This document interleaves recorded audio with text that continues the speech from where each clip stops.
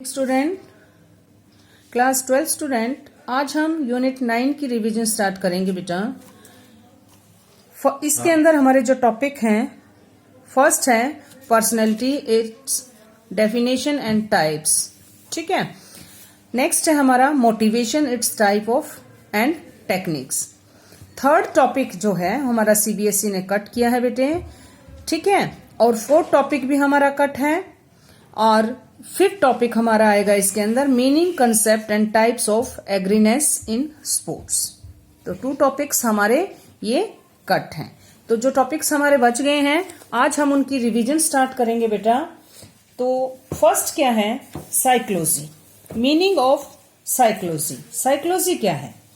Psychology की है यूनानी वर्ड यानी ग्रीक वर्ड्स फिजिक्स से लिया गया है। इट मीन्स मन यानी आत्मा, मन, और आत्मा का अर्थ है लोगोस। इट मीन्स विज्ञान से लिया गया है, साइंस से लिया गया है। Thus it is can be said that psychology is the science of mind and soul.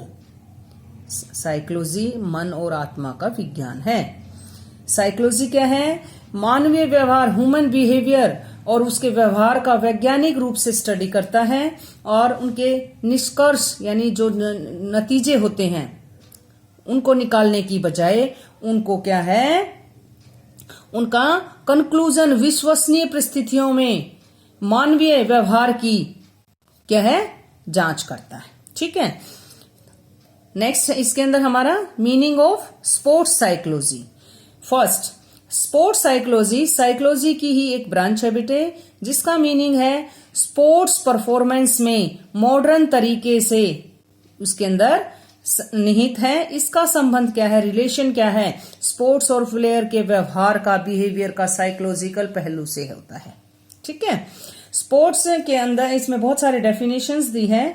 Johan Lothar ने कहा है sports psychology in an area which attempt to apply psychological facts principles to human behaviour in field of sports.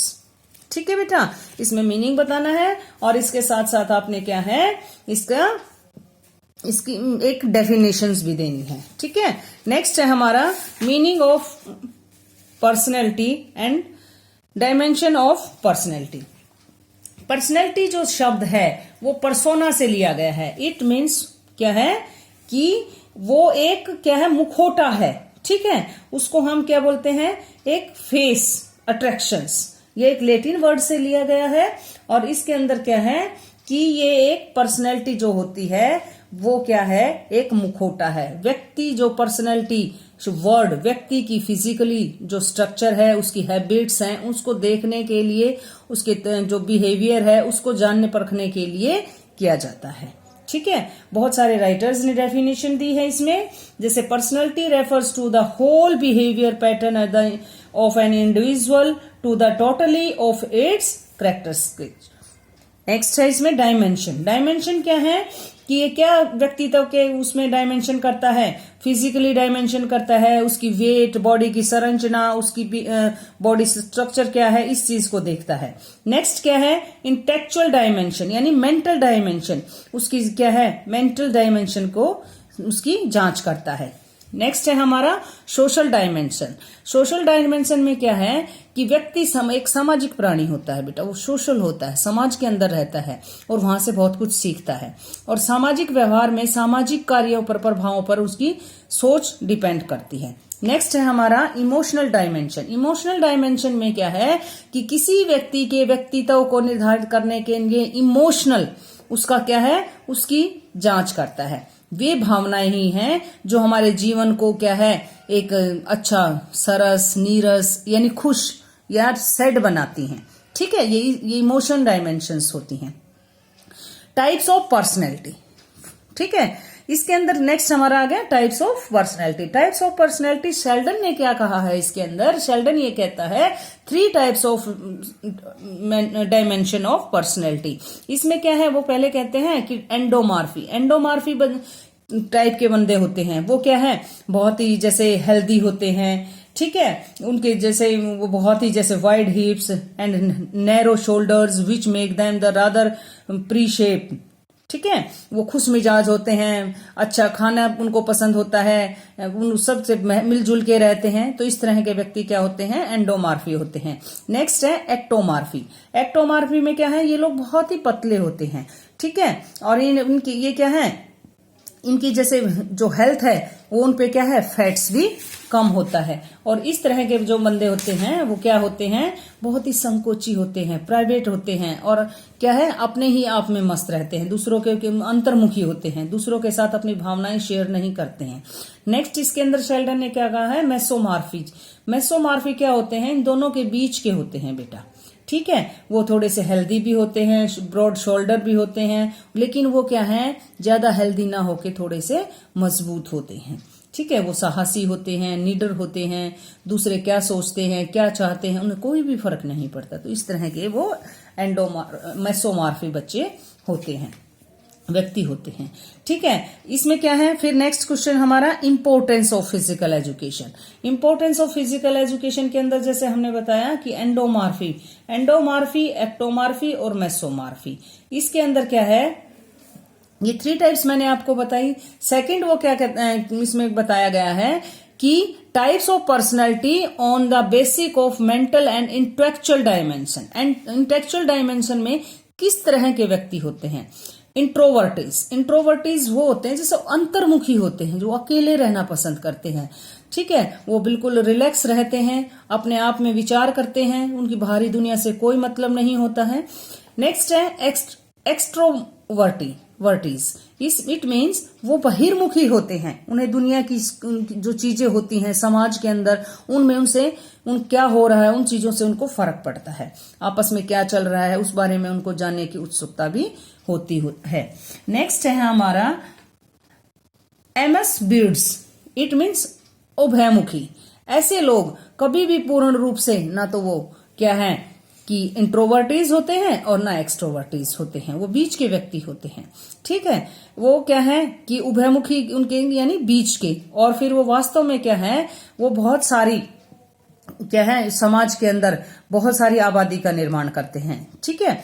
Next है इसके अंदर हमारी big 5 theory. Big 5 theory क्या है, big 5 theory क्या है बेटे, ऐसे व्यक्तित्व का ऐसा प्रिंसिपल है जो मुख्य रूप से व्यक्ति की 5 विशिष्ट बातों को 5 टाइप्स को डिपेंड करता है।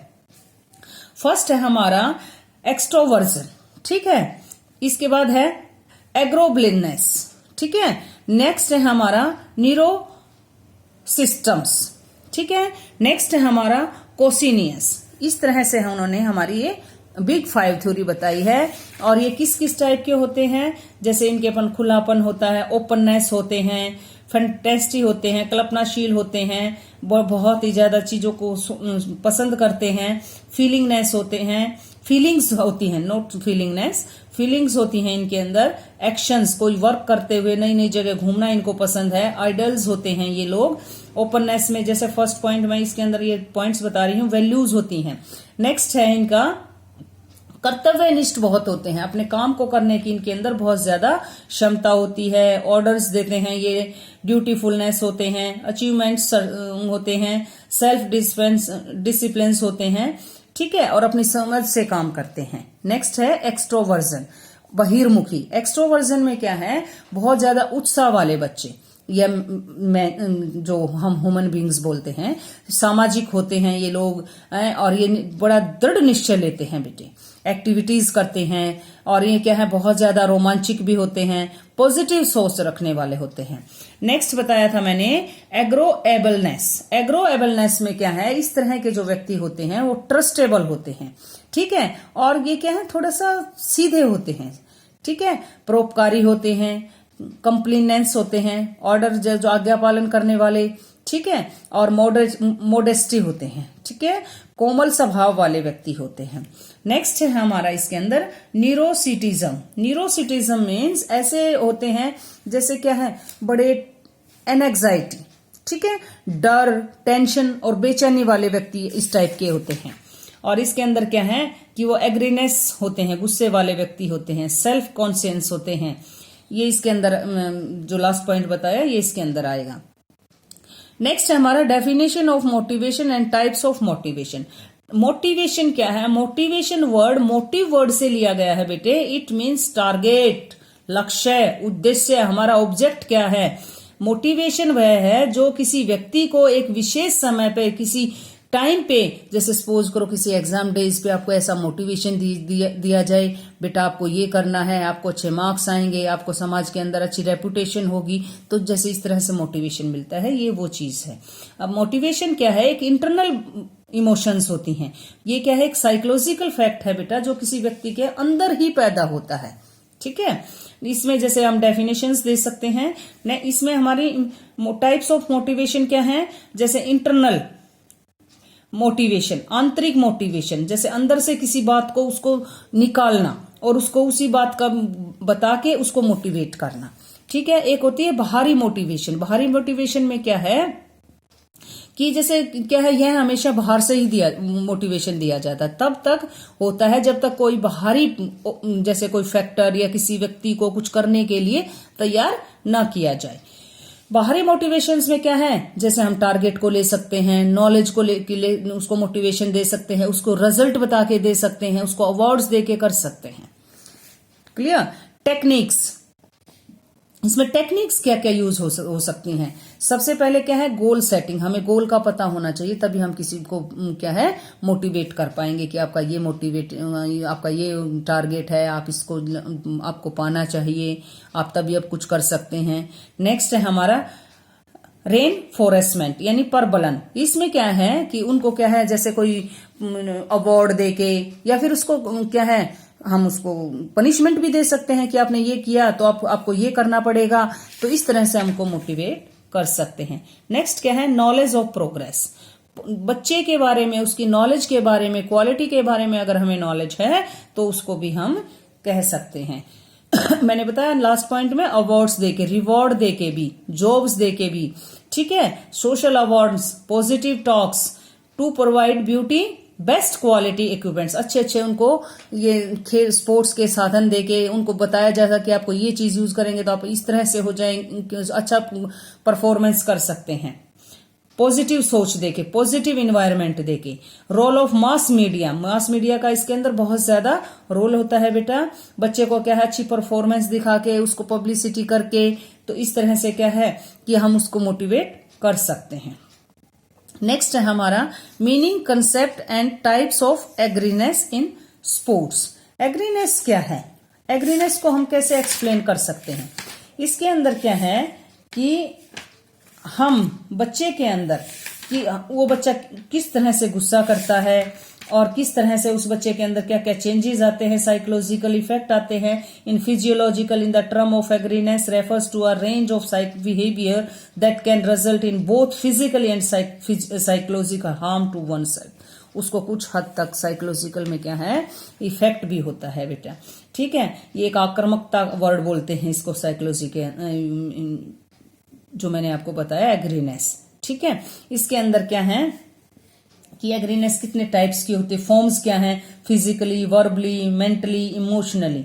ठीक है, पर्पज ऑफ एग्रीनेस, पर्पज क्या है, हमारा उद्देश्य क्या होता है। हो सकता है जैसे कोई गुस्सा आ जाए, किसी के से हमें डराना हो, धमकाना हो, ठीक है, और हमें कोई अपना जैसे हक जताना हो, पेन देना हो और अपना दबदबा बनाए रखना हो, इस तरह की चीजें आती हैं। स्पोर्ट्स में आक्रामकता यानी एग्रीनेस। टेरी और जैक्सन 1985 में स्पोर्ट्स के अंदर जो एग्रीनेस थी उसको कैसे डिफाइन किया है कि उन्होंने कहा कि हम किसी को नुकसान पहुंचाकर व्यवहार जिसका खेल के जैसे स्पोर्ट्स के अंदर हमारे टारगेट से संबंध कोई भी संबंध नहीं है बेटा। स्पोर्ट्स के अंदर इस चीज का कोई नहीं है, इसलिए क्या है एक दायरे में रह के ये चीज की जा सकती है। ऐसी आक्रामकता या हिंसा क्रियाएं जो बास्केटबॉल, फुटबॉल, क्रिकेट आदि जैसे ऐसे गेम्स जिसमें क्या है टच करना भी फाउल होता है, वहीं पे जैसे जूडो है, कराटे हैं, रेसलिंग है, इस तरह के गेम्स के अंदर क्या है हम टचिंग गेम्स जो होते हैं उनमें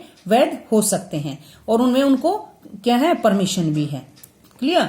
इसमें क्या है types of aggression in sports, क्या टाइप्स हैं, क्या है फर्स्ट इम्पल्सिव एग्रीनेस यानी आवेगपूर्ण आक्रामकता, वो क्या होती है, इमोशन आक्रामकता भी कहा जा सकता है इसको। इमोशनल में कठोर इमोशंस के रब में, जैसे गुस्सा आना बहुत ज्यादा, इस तरह से कोई प्लानिंग नहीं होती किसी बात की, वो क्या है एकदम से उनको गुस्सा आ जाता है, फिर एकदम से उनको ठीक भी हो जाता है।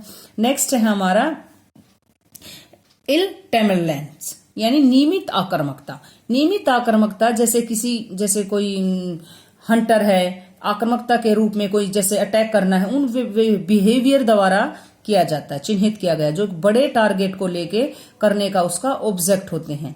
इस आक्रामकता जैसे सावधानी पूर्वक प्लानिंग के रूप में होती है और आमतौर पर टारगेट तक पहुंचने के लिए मौजूद होती है, यानी हमें उस चीज के टारगेट का पता है, इसलिए हम उसके चीज पे गुस्सा कर रहे हैं। तो इस तरह की आक्रामकता नियमित आक्रामकता होती है बेटे। इसमें क्या है, जैसे फॉर एग्जांपल मैं आपको बताती हूँ, फुटबॉल के अंदर जैसे एक गोलकीपर है, लाइनमैन आमतौर पर क्या है, अपने ओपोनेंट्स के को रोकने के लिए, बॉल को वहां से रोकने के लिए उसको क्या है, उसके साथ अटैच होता है और उसको रोकता है। तो वो क्या है, उसमें कई बार क्या है, अक्सर जानबूझकर भी अपने प्रतिद्वंदी को पेन पहुंचाना पड़ता है, ठीक है, ताकि गोल ना हो जाए। नेक्स्ट है हॉस्टाइल एग्रीनेस, इट मीन शत्रुतापूर्ण, यानी किसी के प्रति पर्टिकुलर गुस्सा, ठीक है, किसी से पहले से कोई गुस्सा हो तो उस चीज को गुस्सा निकालने के, एग्रीनेस निकालने के लिए ये किया जाता है, ठीक है। ये क्या है, जैसे बाउंसर फेंकने वाले बल्लेबाज क्या हैं, एकाग्रता भंग करने के लिए जानबूझकर क्या है, बाउंसर बॉल फेंकते हैं, क्लियर। नेक्स्ट है हमारा असर्टिव बिहेवियर। असर्टिव यानी मुखर सशक्त बिहेवियर, अक्सर स्पोर्ट्स में अपने कर्तव्य यानी ड्यूटीज को आक्रामकता के रूप में जाना गया है।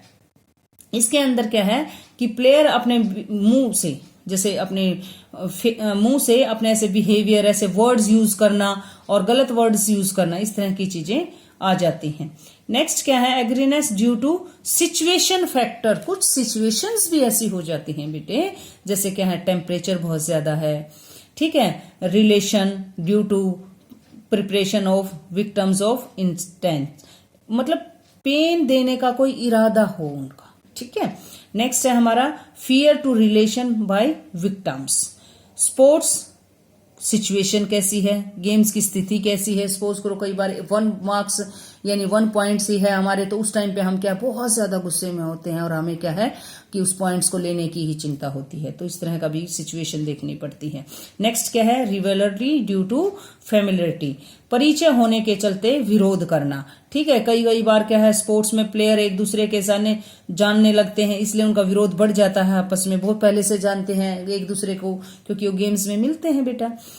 नेक्स्ट है हमारा टारगेट के प्रति हम कम अलर्ट हैं, ठीक है। जैसे जैसे एथलीट का अहंकार, ईगो बढ़ जाता है, उस गेम्स में उस ऑफिशियल्स के प्रति क्या है, रेपुटेशन यानी सम्मान की भावना कम होने लगती है और हम टारगेट के प्रति यानी उसका ये है कि हमें तो ये जीतना ही है, हमें तो ये करना ही है, चाहे वो गलत भी क्यों ना हो, उसको भी आप अडेप्ट कर लेते हैं। तो ये हमारा लास्ट पॉइंट्स था बेटे। इसमें मैंने आपको बताए 2 टॉपिक कट हैं और आप एक बार इसको अच्छे से रिवाइज करेंगे, नोट्स भी बनाए होंगे आपने, अब मैंने अच्छे से रिवीजन करा दी है। कोई भी प्रॉब्लम हो तो आप मुझसे बात कर सकते हैं और पूछ सकते हैं बेटा। ओके बेटा, थैंक यू।